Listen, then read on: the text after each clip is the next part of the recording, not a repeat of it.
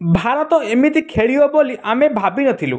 ଆମେ ଭାବିଥିଲୁ 200 ରନ୍ ଭିତରେ ଭାରତକୁ ଅଟକାଇଦେବୁ ଏବଂ ଏହି ସିରିଜକୁ ବରାବର କରିବୁ।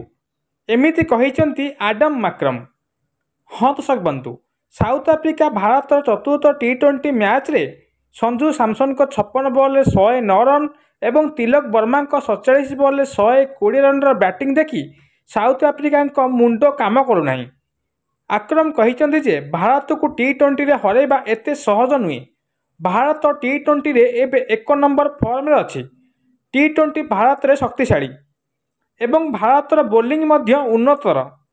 ଭାରତ ଚତୁର୍ଥ ଟି20ରେ ପ୍ରଥମ ବ୍ୟାଟିଂ କରି 20 ଓଭର 1 ୱିକେଟ୍ ହରାଇ 283 ରନ୍ କରିଥିଲା। ଜବାବରେ ସାଉଥ ଆଫ୍ରିକା 188 ରନ୍ରେ ଅଲ୍ଆଉଟ୍ ହୋଇଥିଲା ଏବଂ ଭାରତ ଏହି ସିରିଜକୁ 3-1ରେ ଜିତି ନେଇଛି। ଏହାପରେ ମ୍ୟାଚ୍ ହାରିଲା ପରେ ସାଉଥ ଆଫ୍ରିକା ଦଳ ଆଡାମ ମାକ୍ରମ କହିଛନ୍ତି ଯେ ଏମିତି ଏକ ବିସ୍ଫୋରକ ବୟାନ।